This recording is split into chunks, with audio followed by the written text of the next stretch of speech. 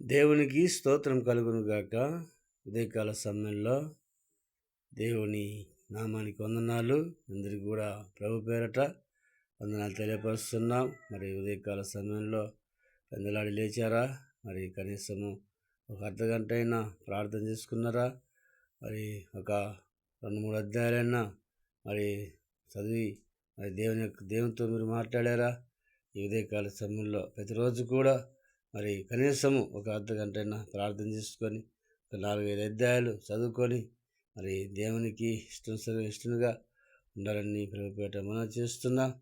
మరి ఈరోజు దేవుని యొక్క వాగ్దానం, మరి సహోదరులు ఐక్యత కలిగి నివసించుట ఎంత మేలు, ఎంతో మనోహరము కనుక మరి సహోదరులు అందరూ కలిసి ఐక్యతతో ఉండాలని, సహోదరులు కానీ కుటుంబాలు కానీ ఇంకా ప్రతి ఒక్కరు కానీ ఐక్యత కలిగి ఉన్నట్టయితే ఎంతో బలమును శక్తి ఉంటుంది. కాబట్టి ఐక్యత అనేది చాలా ముఖ్యము.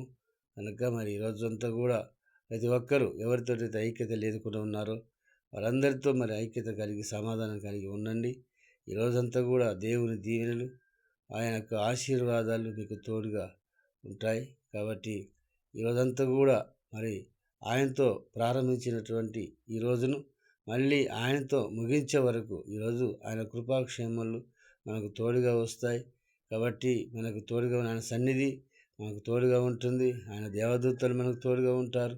కాబట్టి ప్రతి ఒక్కరు కూడా ఆయన యందు విశ్వాసం కలిగించి మరి ఆయన చెప్పిన మాట శ్రద్ధగా విన్నట్టయితే మనకు ఎన్నో ఆశీర్వాదాలని మరి ద్వితీయోపదేశ కాండం 28వ అధ్యాయంలో మరి ఆశీర్వాదాలు ఉన్నాయి.